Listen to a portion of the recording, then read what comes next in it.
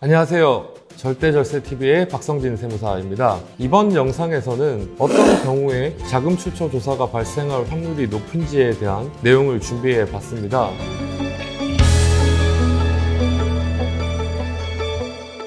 고급 승용차를 사면 세무조사가 나오나요? 상가를 사자마자 조사가 나온다던데 아파트를 사면 그 즉시 세무조사를 당하나요? 이런 류의 질문들을 많이 하십니다. 먼저 답변을 드리면 절대 그렇지가 않습니다. 정상적으로 세금을 납부하고 계시고 인정되는 소득의 범위 내에서 경제활동을 하시는 분들에게는 세무조사가 나올 확률이 극히 낮다고 보시면 됩니다. 재산을 자력으로 취득하거나 채무를 자력으로 상환하기 어렵다라고 보여지는 경우에 증여를 받아서 재산을 취득했거나 채무를 상환했다고 추정이 되는 것인데요.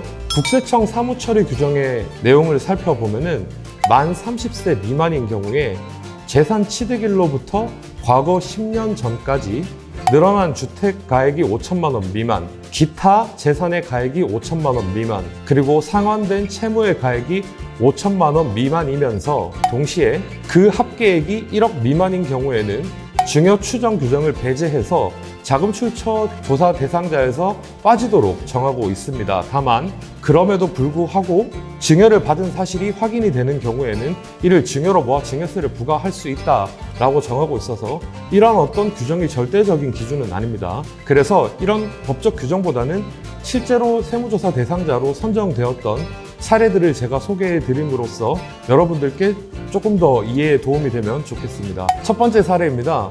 미성년자가 부동산을 취득한 사례인데요. 만 4세의 유치원생이 4억 원대의 아파트를 취득한 경우가 있고요. 만 12세의 초등학생이 7억대의 아파트를 산다거나 또는 고등학생인데 국세청에는 8억을 증여받은 것으로 신고하고 11억 원대의 아파트를 취득해서 축소 증여 신고를 한 혐의가 있는 경우 이 세 분 모두 증여세 세무조사 대상자로 선정이 되었고요. 한 고등학생의 경우 모친과 상가를 공동 명의로 취득하고 임대료를 받으면서 본인의 소득의 원천으로 삼고 있었습니다. 하지만 해당 고등학생은 소득으로 원천을 발생시킬 수는 있어도 취득한 그 상가에 대한 자금의 원천은 소명을 하지를 못해서 세무조사 대상자로 선정된 사례가 있습니다. 두 번째는 고액 예금을 보유한 미성년자입니다. 한 초등학생의 경우 부모로부터 약 6억 원에 이르는 현금을 증여받아서 이를 은행 예금과 은행채 분산 투자해서 보유하고 있다가 국세청에 발각된 사실이 있고요.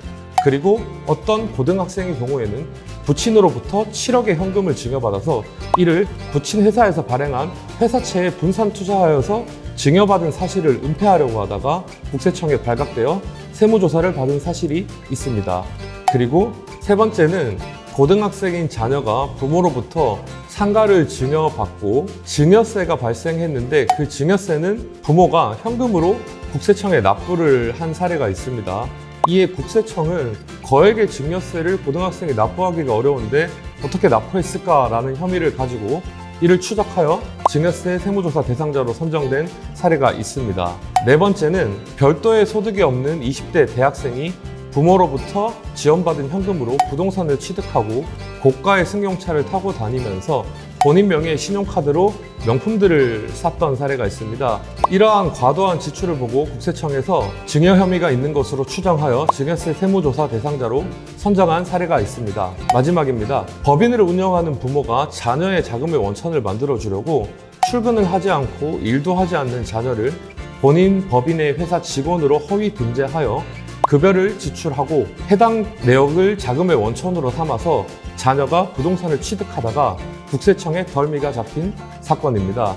이 경우에도 아들의 경우 아버님의 회사에서 출근을 하고 일을 했던 어떠한 기록도 없었기 때문에 변칙적인 증여로 간주되어서 거액의 증여세가 부과되었습니다. 절대 절세. 제가 말씀드린 사례들을 살펴보면 자력으로 재산을 취득하기 어려운 나이에 있거나 또는 직업이 불분명한 이런 분들이 주로 자금 출처 조사의 대상자가 된다고 보시면 되는데요. 여러분들께서도 혹시나 자금 출처 조사가 염려되신다면 첫 번째, 국세청에 신고가 되고 있는 내 소득은 어느 정도인지, 두 번째, 내 나이는 정상적인 경제 활동을 할 수 있는 나이가 맞는지, 그리고 세 번째, 나의 직업이 부모의 회사에 변칙적으로 취업을 했는 등 비정상적인 상태가 아니라 정상적인 직업을 가지고 있는지에 대한 검토를 해보시면 도움이 되시리라 생각합니다. 제가 준비한 영상은 여기까지입니다. 감사합니다. 절대절세TV 박성진 세무사였습니다.